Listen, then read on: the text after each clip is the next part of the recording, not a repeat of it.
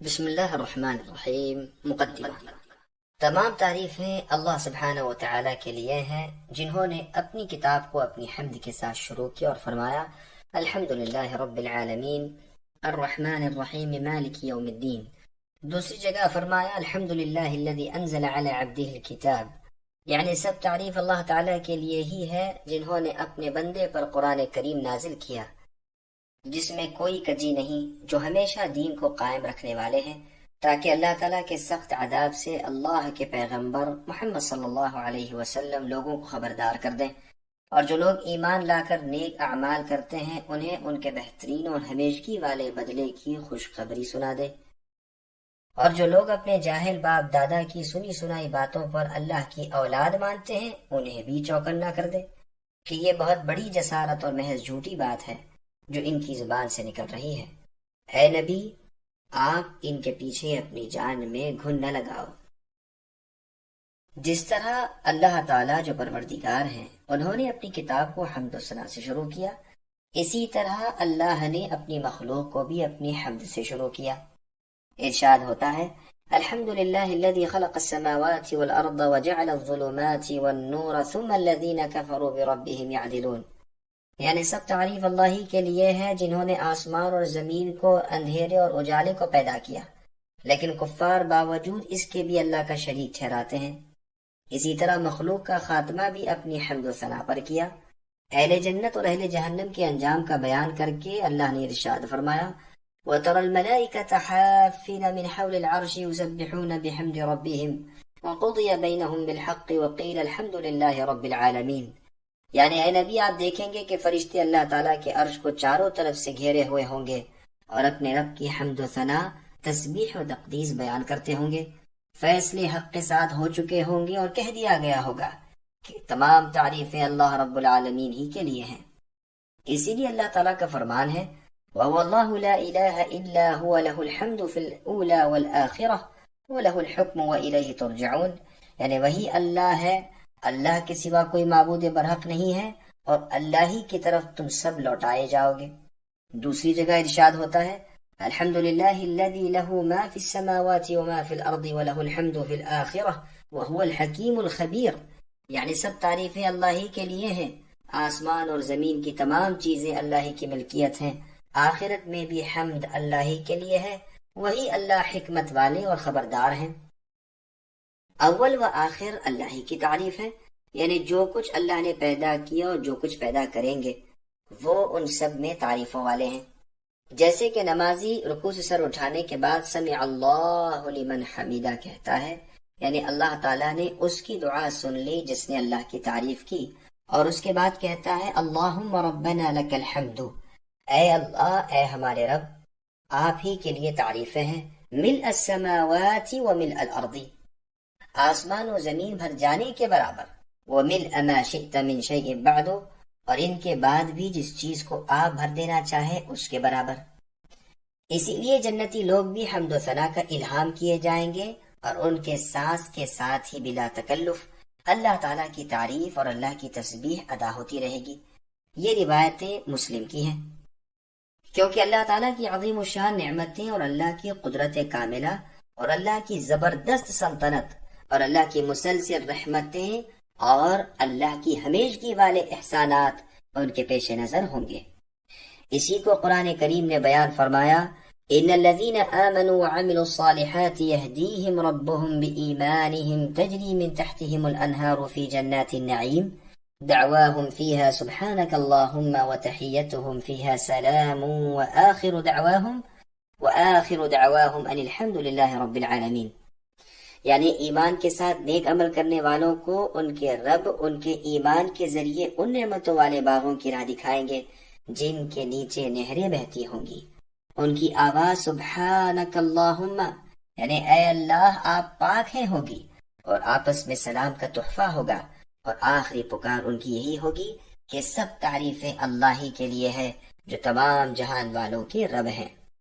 اللہ ہی کے لیے تعریف ہے رسلا مبشرین ومنذرین لئلا یکون للناس علی اللہ حجۃ بعد الرسل، یعنی وہ اللہ کے جس نے اپنے رسولوں کو خوشخبریاں دینے والے اور خبردار کرنے والے بنا کر بھیجا تاکہ رسولوں کے آ جانے کے بعد لوگوں کی کوئی حجت اللہ تعالیٰ پر باقی نہ رہے۔ ان رسولوں کا سلسلہ نبی امی عربی مکی و مدنی محمد مصطفیٰ صلی اللہ علیہ وسلم پر ختم کیا، جو سب سے زیادہ واضح راہ کی ہدایت کرنے والے ہیں۔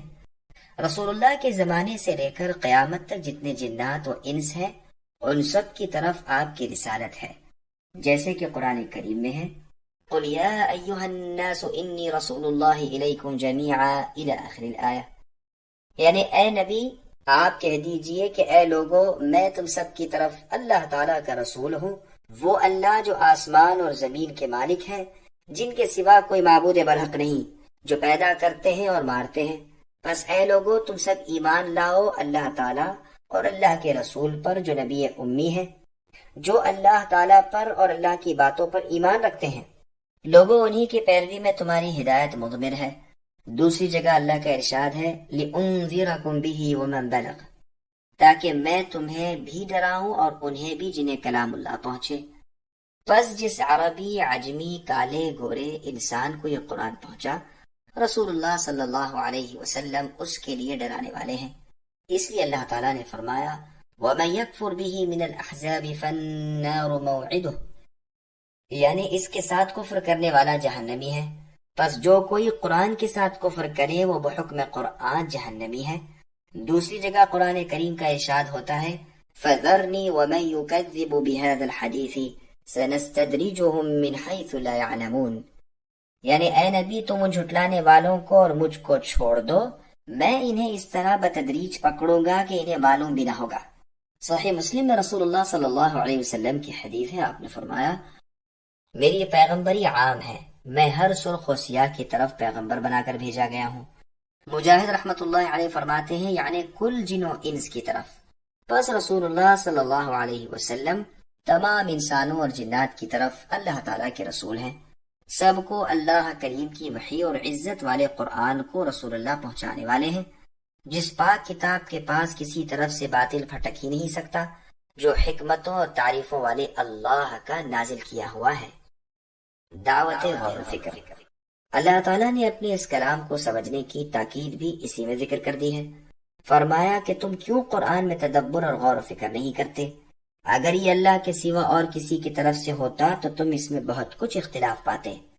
دوسری جگہ فرمایا اس مبارک کتاب کو ہم نے تمہاری طرف اے نبی اتارا تاکہ لوگ اس میں غور و خوض کریں اور عقل مند لوگ نصیحت حاصل کریں۔ تیسری جگہ اللہ نے فرمایا یہ لوگ قرآن کے سمجھنے کی کوشش کیوں نہیں کرتے؟ کیا ان کے دلوں پر قفل لگ گئے ہیں؟ دنیا کے طالب علماء کا انجام بد۔ پس علماء پر واجب ہے کہ کلام اللہ کا مطلب واضح کریں اور سیکھیں اور سکھائیں اور لوگوں کی صحیح رہنمائی کریں۔ اللہ تعالیٰ فرماتے ہیں ہم نے کتاب والوں سے عہد لیا، یعنی یہود و نصارہ کے علماء سے، کہ وہ اسے بیان کرتے رہیں، یعنی اللہ کے کلام کو چھپائے نہیں، یعنی لوگوں سے، لیکن ان لوگوں نے اسے پیٹھ پیچھے ڈال دیا اور اس کے بدلے دنیا طلب کرنے لگے۔ ان کا یہ بیوپار نہایت ہی برا ہے۔ دوسری جگہ اللہ نے فرمایا جو لوگ اللہ کے عہد اور اپنی قسموں کو تھوڑی سی رقم کے بدلے بیچتے پھریں ان کے لیے آخرت میں کوئی حصہ نہیں، ان سے اللہ تعالیٰ قیامت کے روز بات تک نہ کریں گے، نہ ان کی طرف نظر رحمت سے دیکھیں گے، نہ انہیں پاک کریں گے، بلکہ ان کے لیے دردناک عذاب ہے۔ پس جو لوگ ہم سے پہلے کتاب دیے گئے تھے، یعنی یہود و نصارہ، اور انہوں نے اس سے منہ موڑ لیا اور دنیا کے حاصل کرنے اور اس کے اکٹھا کرنے میں مشغول ہو گئے، اور اللہ تعالیٰ کی منع کی ہوئی چیزوں کے پیچھے پڑ کر اللہ کی پاک کتاب کو چھوڑ دیا، پروردگار نے ان کی مذمت بیان کی۔ مسلمانوں کو چاہیے کہ وہ ایسا کام نہ کریں جو مذمت کا سبب بنے، بلکہ انہیں چاہیے کہ احکام اللہ کی تعمیل میں دل و جان سے لگے رہیں اور قرآن پاک کے سیکھنے، سکھانے اور سمجھانے میں مشغول رہا کریں۔ اللہ تعالیٰ فرماتے ہیں کیا اب تک وہ وقت نہیں آیا کہ مسلمانوں کے دل اللہ تعالیٰ کے ذکر سے اور جو ان کی طرف حق آیا ہے اس سے کانپ اٹھیں اور ان کی طرح نہ ہو جائیں جنہیں ان سے پہلے کتاب دی گئی، لیکن کچھ زمانہ گزرتے ہی ان کے دل سخت ہو گئے اور اکثر لوگ نافرمان ہو گئے۔ جان لو کہ مردہ زمین کو نئی زندگی دینا اللہ ہی کا کام ہے۔ ہم نے تو تمہاری سمجھ بوجھ کے لیے اپنی آیات بیان کر دی۔ ان دونوں آیات کے ترجمے میں غور کرو کس لطافت کے ساتھ بیان ہوا ہے کہ جس طرح بارش سے خشک زمین لہلہانے لگتی ہے، اسی طرح ایمان و ہدایت سے وہ دل جو نافرمانیوں اور گناہوں کے باعث سخت ہو گئے ہوں نرم پڑ جایا کرتے ہیں۔ اللہ تعالیٰ بزرگ و برتر، جواد اور سخی سے قبولیت کی امید پر ہم بھی دعا کرتے ہیں کہ وہ مالک ہمارے دلوں کو بھی نرم فرما دے، آمین۔ تفسیر کا صحیح طریقہ کیا ہے؟ سنو، تفسیر کا بہترین اور صحیح طریقہ یہ ہے کہ اول تو قرآن کی تفسیر قرآن ہی سے ہو، اس لیے کہ ایک بیان کہیں مختصر ہے تو کہیں اس کی تفصیل بھی ہے۔ اس کے بعد قرآن کی تفسیر حدیث سے ہوتی ہے، اس لیے کہ حدیث قرآن کریم کی تبیین اور تفسیر ہے، بلکہ امام ابو عبداللہ محمد بن ادریس الشافعی رحمۃ اللہ علیہ فرماتے ہیں کہ رسول اللہ صلی اللہ علیہ وسلم کے تمام احکام قرآن ہی سے سمجھے ہوئے ہیں۔ اللہ کا فرمان ہے، ہم نے تم پر یہ کتاب اے نبی حق کے ساتھ نازل فرمائی ہے تاکہ آپ لوگوں کے درمیان اللہ کے بتائے ہوئے احکام کے مطابق فیصلہ کر سکیں۔ خبردار، آپ خیانت کرنے والوں کی طرف دار مت بنیے۔ دوسری جگہ ارشاد ہوتا ہے، ہم نے تو آپ پر اسی لیے یہ کتاب اتاری ہے کہ لوگوں کے اختلاف کا فیصلہ کر دیا کریں۔ یہ کتاب ایمانداروں کے لیے ہدایت و رحمت کا باعث ہے۔ ایک اور مقام پر اللہ نے فرمایا، ہم نے اس کے ذکر کو آپ کی طرف اس لیے نبی اتارا ہے کہ آپ اسے لوگوں کو کھول کھول کر پہنچا دیں تاکہ وہ غور و فکر کر سکیں۔ حدیث کی اہمیت۔ رسول اللہ صلی اللہ علیہ وسلم فرماتے ہیں، جیسا کہ سنن نبی داؤد میں ہے، میں قرآن بھی دیا گیا ہوں اور اس کی مثل یعنی ایک اور چیز بھی اسی کے ساتھ دیا گیا ہوں۔ اس سے مراد سنت ہے۔ یہ یاد رہے کہ احادیث بھی اللہ کی وحی ہیں، جس طرح قرآن بذریعہ وحی الہی اترا، اسی طرح حدیث رسول صلی اللہ علیہ وسلم بھی وحی الہی ہے، مگر قرآن وحی متلو ہے، اس کی تلاوت ہوتی ہے، اور حدیث وحی غیر متلو ہے، یعنی اس کی قرآن کی طرح تلاوت نہیں ہوتی۔ امام شافعی رحمۃ اللہ علیہ اور دوسرے بڑے بڑے ائمہ رحمۃ اللہ علیہم نے اسے دلائل سے خوب ثابت کر دیا ہے، لیکن یہاں اس کے بیان کرنے کا موقع نہیں۔ مقصد یہ ہے کہ قرآن کی تفسیر پہلے خود قرآن اور پھر حدیث سے کرنی چاہیے۔ قرآن کریم کی تفسیر میں اقوال صحابہ کی اہمیت ہے۔ اسی بنا پر جب کسی آیت کی تفسیر قرآن و حدیث دونوں میں نہ ملے تو اقوال صحابہ رضی اللہ عنہم کی طرف رجوع کرنا چاہیے۔ وہ تفسیر قرآن کو بہت زیادہ جانتے تھے، اس لیے کہ جو قرینے اور احوال اس وقت تھے ان کا علم انہی کو ہو سکتا ہے، وہ اس وقت موجود اور حاضر تھے۔ علاوہ ازیں کامل سمجھ بوجھ، صحیح علم اور نیک عمل انہیں حاصل تھا، بالخصوص ان بزرگوں کو جو ان میں بھی بڑے مرتبے والے اور زبردست عالم تھے، جیسے چاروں امام جو خلفاء راشدین تھے، جو رشد و ہدایت والے تھے، یعنی ابو بکر صدیق، عمر فاروق اور عثمان ذو النورین اور علی رضی اللہ عنہم، اور جیسے عبداللہ بن مسعود سے مروی ہے، فرماتے ہیں، اس اللہ کی قسم جس کے سوا کوئی معبود برحق نہیں، کتاب اللہ کی کوئی آیت ایسی نہیں کہ میں نہ جانتا ہوں کہ یہ کس کے بارے میں نازل ہوئی اور کہاں نازل ہوئی۔ میں اگر جانتا کہ کتاب اللہ کے علم میں کوئی مجھ سے زیادہ ہے اور وہاں تک میں کسی طرح پہنچ بھی سکتا ہوں تو ضرور اس کی شاگردی میں اپنے آپ کو پیش کرتا۔ یہ روایت بخاری اور مسلم میں ہے۔ آپ یہ بھی فرماتے ہیں کہ ہم میں سے ہر شخص یعنی صحابہ جب تک 10 آیتوں کا پورا مطلب نہ جان لیتا اور ان پر عمل نہ کر لیتا 11ویں آیت نہیں پڑھتا تھا۔ عبد الرحمن سلمہ تابعی رحمت اللہ علیہ فرماتے ہیں کہ ہم نے جن سے قرآن سیکھا وہ ہم سے فرمایا کرتے تھے کہ ہم نے رسول اللہ صلی اللہ علیہ وسلم سے پڑھا، جب تک ہم 10 آیتوں کا علم و عمل رسول اللہ صلی اللہ علیہ وسلم سے نہ سیکھ لیتے آگے نہیں بڑھتے تھے۔ غرض قرآن کا علم اور قرآن پر عمل دونوں ہی کو سیکھا۔ انہی میں سے ایک حبر البحر عبداللہ بن عباس رضی اللہ عنہما ہے۔ رسول اللہ صلی اللہ علیہ وسلم کی یہ رشتے میں چچا زاد بھائی اور ترجمان القرآن ہیں۔ رسول اللہ صلی اللہ علیہ وسلم نے ان کے لیے برکت کی دعا کی تھی اور کہا تھا، اللہم فقہہ فی الدین، اے اللہ انہیں دین کی سمجھ عطا فرمائیے، وعلمہ التأویل، اور قرآن کی تفسیر کا علم بھی نصیب کیجیے۔ یہ حدیث مسند احمد وغیرہ کی ہے۔ عبداللہ بن مسعود رضی اللہ عنہ کے اس قول کو پیش نظر رکھ کر خیال کیجیے کہ ان کا انتقال 32 ہجری میں ہوا اور عبداللہ بن عباس رضی اللہ عنہما ان کے بعد بھی 36 سال تک زندہ رہے، تو اس مدت میں آپ نے علم میں کس قدر ترقی کی ہوگی۔ ابو وائل فرماتے ہیں کہ علی رضی اللہ عنہ کے زمانے میں عبداللہ بن عباس رضی اللہ عنہما امیر حج مقرر ہوئے تھے۔ آپ نے اپنے خطبے میں سورہ بقرہ کی تلاوت فرمائی اور اس عمدگی سے تفسیر کی کہ اگر کفار ترک و دیلم بھی سن لیتے تو یقیناً مسلمان ہو جاتے۔ بعض روایات میں ہے کہ آپ نے اپنے اس خطبے میں سورہ نور کی تفسیر فرمائی تھی۔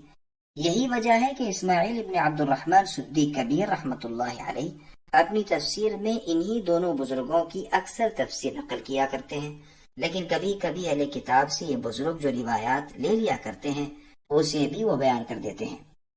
تفسیر قرآن میں اسرائیلی روایات کی حیثیت۔ بنی اسرائیل سے روایت لینا مباح ہے۔ صحیح بخاری میں عبداللہ ابن عمر رضی اللہ عنہما سے مروی ہے کہ رسول اللہ صلی اللہ علیہ وسلم نے فرمایا، میری طرف سے پہنچا دیا کرو، یعنی میری بات کو اوروں تک، اگرچہ ایک آیت ہی ہو۔ بنی اسرائیل سے بھی روایت لینے میں کوئی حرج نہیں، مجھ پر قصدن یعنی جان بوجھ کر جھوٹ بولنے والا قطعا جہنمی ہے۔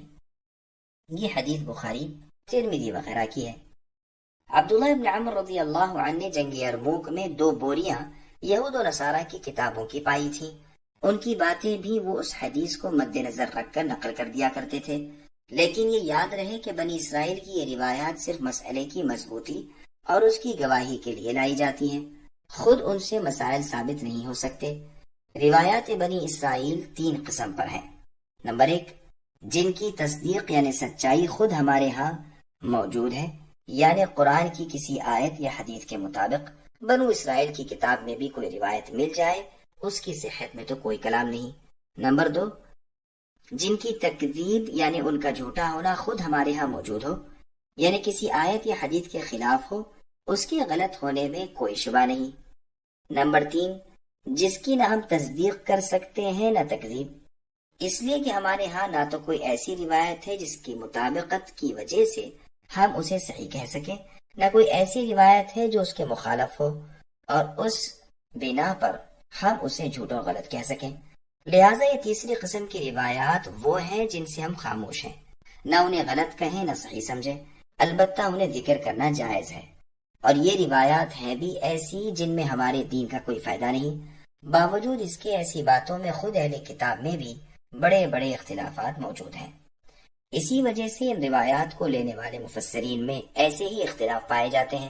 مثلا اصحاب کہف کے نام، ان کے کتے کا رنگ، ان کی گنتی، موسیٰ علیہ السلام کی لکڑی کس درخت کی تھی، ابراہیم علیہ السلام نے جن پرندوں کو ٹکڑے ٹکڑے کر دیا تھا اور پھر رب تعالیٰ کے حکم سے وہ جی اٹھے، وہ پرندے کون کون سے تھے، اور جس مقتول کو موسیٰ علیہ السلام کے زمانے میں گائے ذبح کر کے اس کے گوشت کا ایک ٹکڑا لگایا گیا تھا اور اس سے اللہ تعالیٰ نے اسے زندہ کر دیا تھا، وہ ٹکڑا کون سا تھا اور کس جگہ کا تھا، اور وہ کون سا درخت تھا جس پر موسیٰ علیہ السلام نے نور دیکھا تھا اور اس میں سے اللہ تعالیٰ کا کلام سنا تھا، وغیرہ وغیرہ۔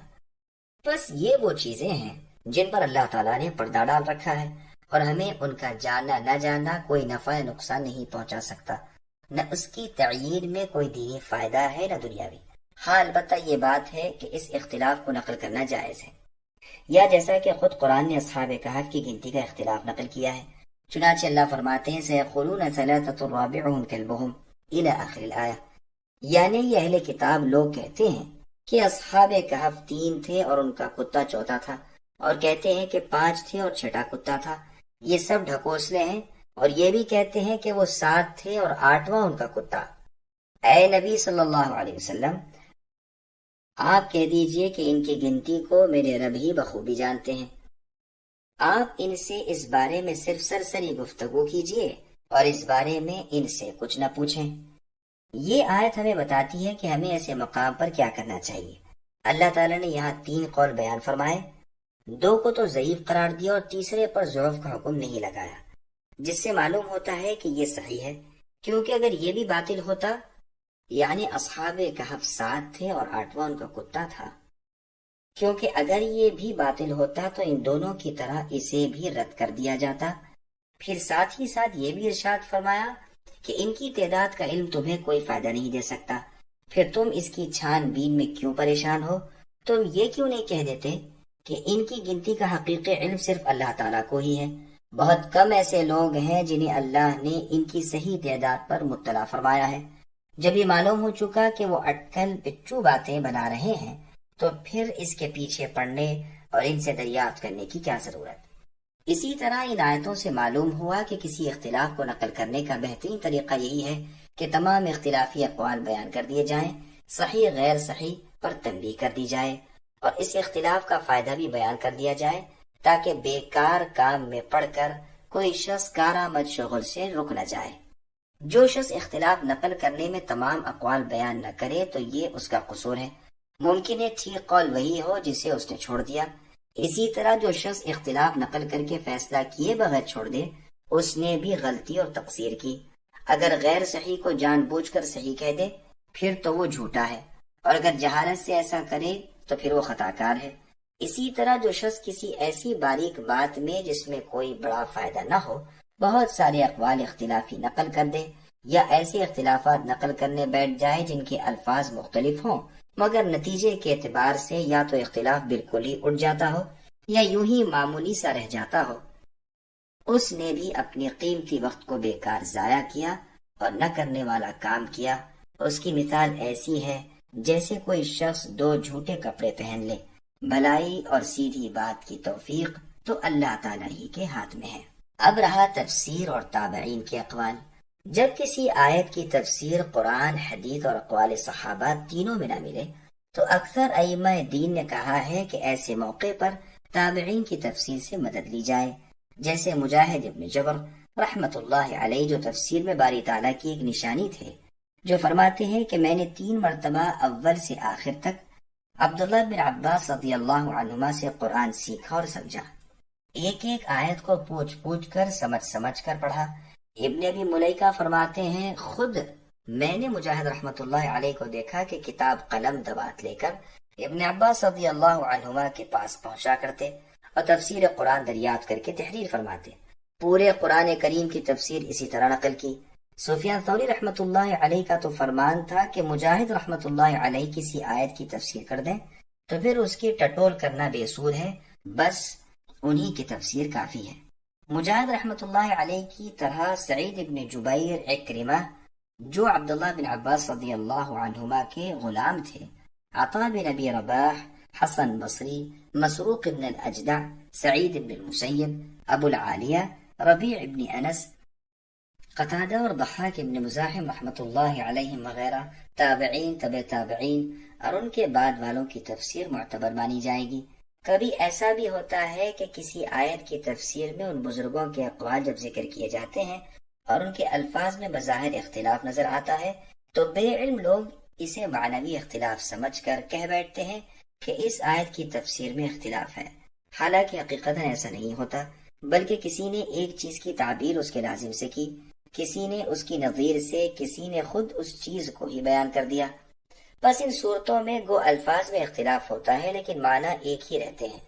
عقل مند کو چاہیے کہ ایسی جگہ لغزش نہ کھائے، واللہ الہادی۔ شعبہ ابن حجاج رحمت اللہ علیہ کہتے ہیں کہ جب تابعین کے اقوال فروعی مسائل میں حجت نہیں تو تفسیر قرآن میں کیسے حجت ہو جائیں گے؟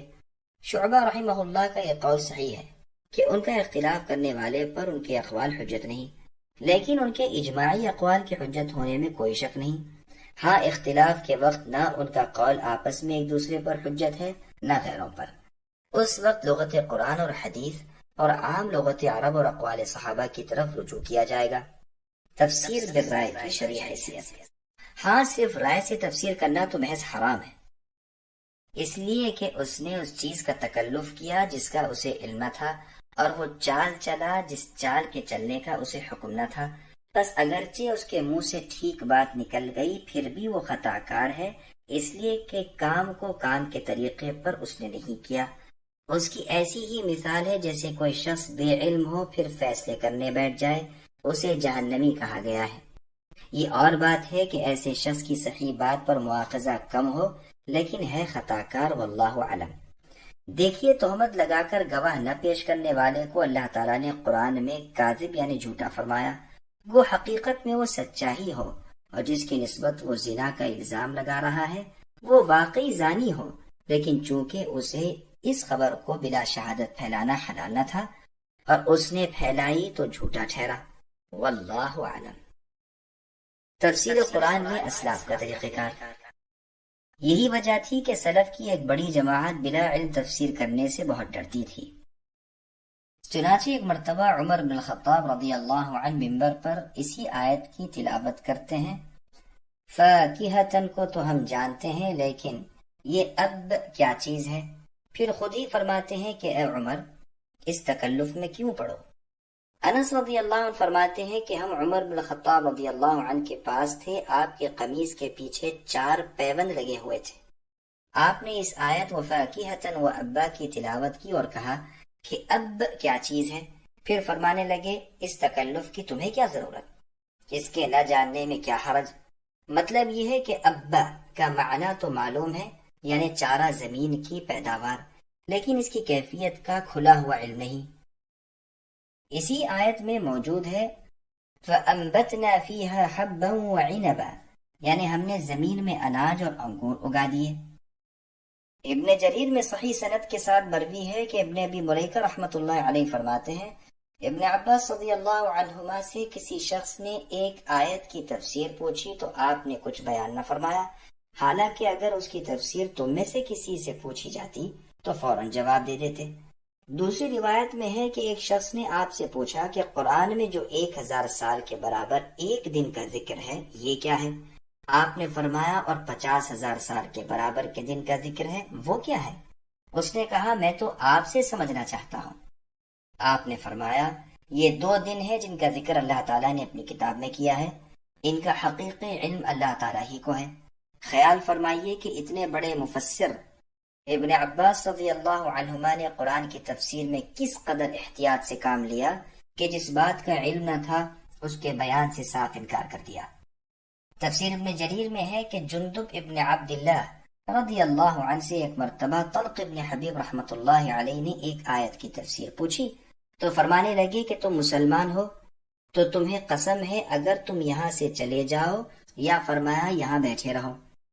سعید بن مسیب رحمۃ اللہ علیہ سے قرآن کی آیت کی تفسیر پوچھی جاتی تو فرماتے ہم قرآن میں کچھ نہیں کہتے، یعنی بغیر علم کے یا محض اپنی رائے سے۔ آپ کی عادت مبارکہ تھی کہ جو کچھ معلوم ہوتا اسی کو قرآن کی تفسیر میں بیان فرماتے۔ ایک مرتبہ ایک شخص کے سوال پر آپ نے فرمایا مجھ سے قرآن کی تفسیر نہ پوچھو، قرآن کی تفسیر ان سے پوچھو جو کہتے ہیں کہ مجھ پر قرآن کی کوئی آیت مخفی رہی، یعنی عکرمہ ابن عباس رضی اللہ عنہما کے غلام۔ یزید ابن ابی یزید کہتے ہیں ہم سعید ابن مسیب رحمۃ اللہ علیہ سے حلال و حرام کے مسائل پوچھتے تھے، آپ ان میں سب سے زیادہ عالم نظر آتے، لیکن جب قرآن کی کسی آیت کی تفسیر پوچھتے تو ایسے خاموش ہو جاتے گویا سنا ہی نہیں۔ عبید اللہ ابن عمر فرماتے ہیں میں نے مدینے کے بڑے بڑے فقیہوں کو دیکھا کہ قرآن کی تفسیر کرتے ہوئے جھجکتے تھے، جیسے سالم ابن عبداللہ، قاسم ابن محمد، سعید ابن المسیب، نافع رحمۃ اللہ علیہم وغیرہم۔ ہشام رحمۃ اللہ علیہ فرماتے ہیں میں نے اپنے والد عروہ رحمۃ اللہ علیہ کو کبھی کسی آیت کی تفسیر کرتے ہوئے نہیں سنا۔ عبیدہ سلمانی رحمۃ اللہ علیہ سے قرآن کی ایک آیت کی تفسیر پوچھی جاتی ہے تو فرماتے ہیں جو لوگ قرآن کی آیتوں کو جانتے تھے کہ کس بارے میں نازل ہوئیں وہ تو اس دنیا کو خالی کر گئے، یعنی گزر گئے، اب تم ٹھیک ٹھاک اور سیدھے سادھے رہو۔ مسلم ابن یسار رحمۃ اللہ علیہ فرماتے ہیں جب تم کتاب اللہ کی تفسیر میں کچھ کہنا چاہو تو آگے پیچھے دیکھ لو، کیونکہ یہ اللہ تعالیٰ کی طرف نسبت کر کے بات کہنی ہے۔ ابراہیم رحمۃ اللہ علیہ فرماتے ہیں ہمارے سب ساتھی قرآن کی تفسیر کو بڑی چیز جانتے تھے اور اس میں سخت احتیاط کرتے تھے۔ شعبی رحمۃ اللہ علیہ فرماتے ہیں گو میں نے قرآن کریم کی ایک آیت کا علم حاصل کر لیا ہے، تاہم میں یہ کہتے ہوئے جھجکتا ہوں اس لیے کہ یہ اللہ تعالیٰ سے روایت کرنا ہے۔ مسروق رحمۃ اللہ علیہ کا قول ہے کہ تفسیر میں بے حد احتیاط کرو، تفسیر تو اللہ تعالیٰ سے روایت کرنا ہے۔ ان تمام اور ان جیسے اور آثار صحیحہ کا جو ائمہ سلف سے منقول ہے، یہ مطلب ہے کہ یہ علماء کرام ہرگز بغیر علم کے قرآن کے معنی مطلب میں لب پشائی نہیں کرتے تھے۔ ہاں لغت کی روح سے یا شریعت کی روح سے جو تفسیر معلوم ہو اس کے بیان کرنے میں کوئی حرج نہیں۔ اسی لیے خود ان بزرگوں کے پاکیزہ اقوال قرآن کریم کی تفسیر میں بکثرت مروی ہیں۔ کوئی یہ نہ کہے کہ جب یہ بزرگ اس طرح کانپتے رہا کرتے تھے اور تفسیر بیان نہیں فرماتے تھے پھر ان سے تفسیر منقول کیوں ہے؟ جواب اس کا یہ ہے کہ چپ وہاں رہتے تھے جہاں نہیں جانتے تھے، اور کہتے اس جگہ تھے جہاں کا علم ہوتا تھا، اور یہ دونوں ہی باتیں ہر ایک پر واجب ہیں۔ چنانچہ بے علمی کے وقت چپ رہنے اور علم کو بیان کرنے کے بارے میں قرآن فرماتا ہے لَتُبَيِّنُنَّهُ لِلنَّاسِ وَلَا تَكْتُمُونَهُ، یعنی اسے لوگوں کے سامنے بیان کرتے رہو اور چھپاؤ نہیں۔ اور سنن نبی داؤد، ترمذی وغیرہ کی حدیث میں رسول اللہ کا فرمان ہے جس سے کوئی مسئلہ پوچھا جائے اور وہ باوجود جاننے کے اسے چھپائے، قیامت کے دن اسے آگ کی لگام چڑھائی جائے گی۔ ابن جریر میں حدیث ہے کہ رسول اللہ قرآن کی انہی آیات کی تفسیر فرماتے تھے جن کی تفسیر جبرائیل علیہ السلام سمجھاتے، لیکن یہ حدیث منکر اور غریب ہے، اور اس کے راوی جعفر جو محمد ابن خالد ابن زبیر ابن عوام القرشی کے لڑکے ہیں، ان کی بابت امام بخاری فرماتے ہیں کہ ان کی حدیث میں متابعت نہیں کی جاتی۔ حافظ ابو الفتح الازدی فرماتے ہیں یہ منکر الحدیث ہے۔ اگر یہ حدیث صحیح ہو تو بھی اس کا صحیح مطلب یہ ہو سکتا ہے کہ اس سے مراد وہ آیتیں ہیں جن کے معنی اللہ تعالیٰ کے بتائے بغیر معلوم نہیں ہو سکتے۔ ایسی آیات کے مطلب رسول اللہ کو بذریعہ جبریل علیہ السلام معلوم کرا دیے جاتے تھے۔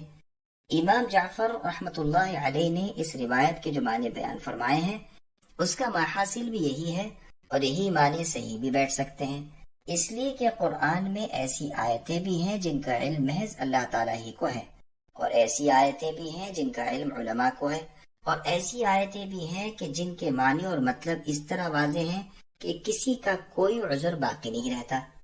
تفسیر کی اقسام۔ عبداللہ بن عباس رضی اللہ عنہما فرماتے ہیں تفسیر کی 4 قسمیں ہیں۔ نمبر 1، کلام عرب سے معلوم ہو جاتی ہے۔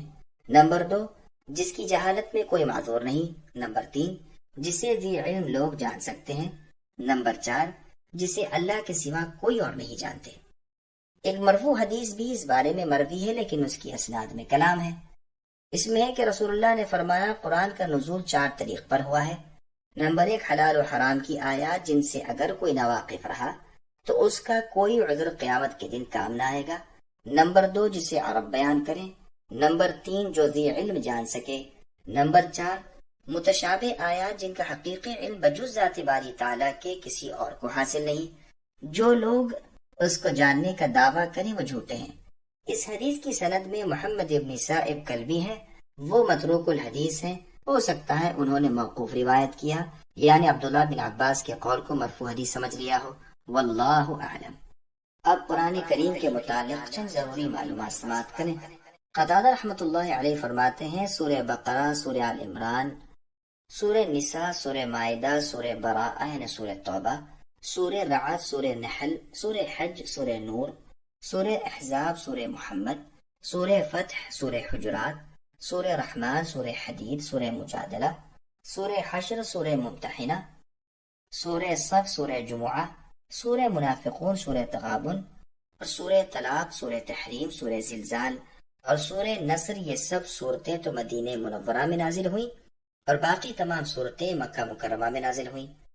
قرآن کریم کی آیتیں 6000 ہیں، اس سے اوپر اختلاف ہے، بعض تو اس پر زیادہ نہیں بتاتے، بعض 204 آیتیں 6000 سے زائد بتاتے ہیں، بعض 214 آیتیں، بعض 219، بعض 225، بعض 226۔ قرآن شریف کے کلمات کی نسبت عطا ابن یسار رحمۃ اللہ علیہ فرماتے ہیں کہ 70439 کلمات ہیں۔ حروف کی گنتی کی نسبت مجاہد رحمۃ اللہ علیہ سے مروی ہے کہ کل قرآن شریف کے حروف 3,21,180 ہیں۔ فضل ابن عطا ابن یسار رحمۃ اللہ علیہ فرماتے ہیں کہ کل حروف 3,33,015 ہیں۔ حجاج نے اپنے زمانے میں قاریوں، حافظوں اور کاتبوں کو جمع کر کے دریافت کیا کہ قرآن کریم کے حروف کی گنتی کر کے مجھے بتاؤ، تو سب نے حساب کر کے بالاتفاق کہا کہ 3,40,740 حروف ہیں۔ پھر حجاج نے کہا اچھا حروف کے اعتبار سے آدھا قرآن شریف کہاں ہوتا ہے؟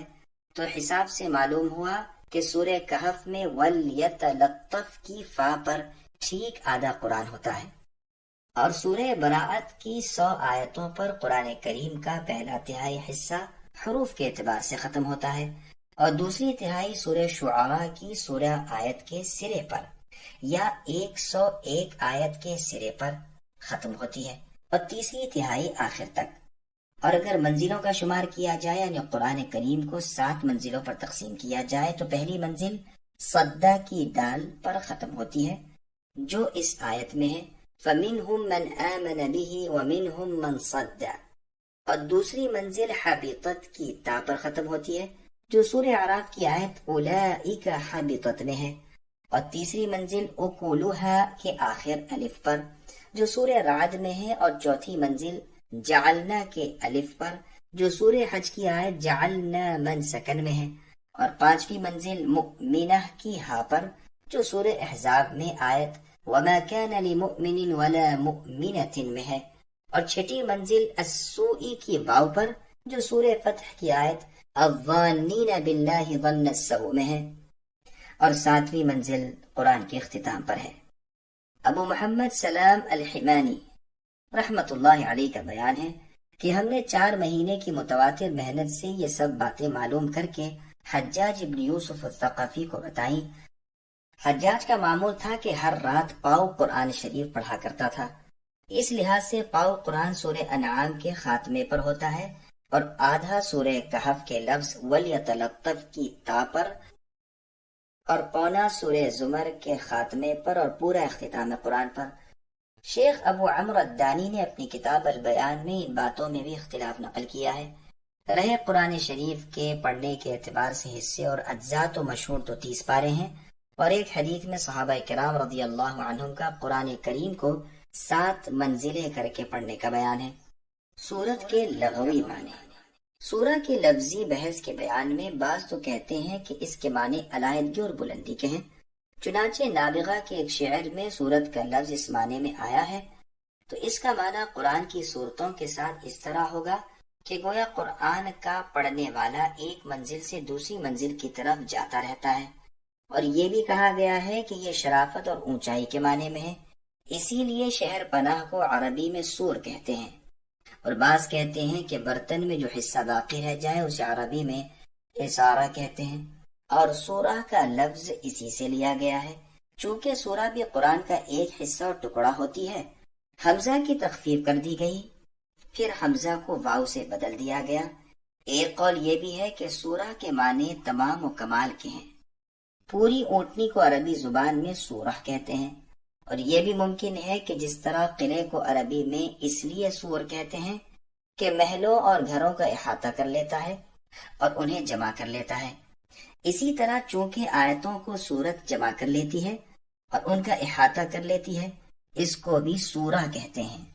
سورت کی جمع سورن آتی ہے، اور کبھی سوراتن اور سوراتن بھی آتی ہے۔ آیت کے لغوی معنی۔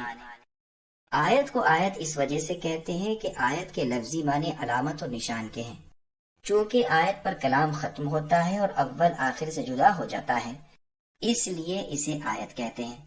قرآن میں بھی آیت علامت اور نشان کے معنی میں ہے۔ ارشاد ہے ان آیت ملکی ہی، یعنی اس کے بادشاہ ہونے کی نشانی اور علامت یہ ہوگی۔ اسی طرح نابغہ کے شعر میں بھی آیت اسی معنی میں ہے، اور آیت کے معنی جماعت اور گروہ کے بھی آتے ہیں۔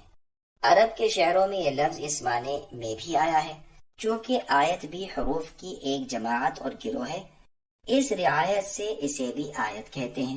اور آیت کے معنی عجب کے بھی ہیں، چونکہ یہ عجیب چیز ہے، معجزہ ہے، تمام انسان اس جیسی بات نہیں کہہ سکتے، اس لیے بھی اسے آیت کہتے ہیں۔ سیبویہ کہتے ہیں کہ اصل میں یہ آیتن تھا، جیسے اکمتن اور شجرتن، پہلی یا عربی کے قاعدے کے مطابق الف بن گئی۔ کسائی کا قول ہے کہ آیت کی اصل آیتن تھی، جیسے آمینتن، یا الف ہو گئی اور التباس کی وجہ سے گر گئی۔ فرا کہتے ہیں کہ یہ اصل میں ایتن تھا، پھر تجدید کی وجہ سے الف بدل دیا گیا، آیتن ہو گیا۔ آیت کی جمع آیون، آیاون اور آیاتن آتی ہے۔ کلمے کی تشریح. کلمہ کہتے ہیں ایک لفظ کو. کبھی تو اس کے 2 ہی حروف ہوتے ہیں جیسے ما اور لا اور لہو وغیرہ، اور کبھی زیادہ بھی ہوتے ہیں. زیادہ سے زیادہ 10 حروف ایک کلمے میں ہوتے ہیں جیسے لَيَسْتَخْلِفَنَّهُمْ اور أَنُلْزِمُكُمُوهَا اور فَأَسْقَيْنَاكُمُوهُ. اور کبھی ایک ہی کلمے کی ایک آیت ہوتی ہے جیسے وَالْفَجْرِ اور وَالضُّحَى اور وَالْعَصْرِ. اور اسی طرح الف لام میم اور طٰ اور یاسین اور حامیم کوفیوں کے قول ہیں، اور حامیم عین سین قاف ان کے نزدیک 2 ہیں، اور ان کے سوا اور لوگ کہتے ہیں کہ یہ کلمے نہیں بلکہ صورتوں کے شروع ہیں. ابو عمرو الدانی فرماتے ہیں کہ ایک کلمے کی آیت قرآن کریم میں سوائے مدھامتان کے جو سورہ رحمان میں اور کوئی نہیں. قرطبی فرماتے ہیں کہ عربی زبان کے سوا عجمی ترکیب تو قرآن میں ہے ہی نہیں، البتہ کچھ عجمی نام ہیں جیسے ابراہیم، نوح، لوط، اور اختلاف کیا ہے کہ کیا قرآن میں اس کے سوا بھی کچھ عجمی ہے. تو باقلانی اور طبری نے تو صاف انکار کر دیا ہے اور کہہ دیا ہے کہ عجمیت کے مطابق جو ہے وہ حقیقت میں عربی ہی ہے لیکن موافقت ہے.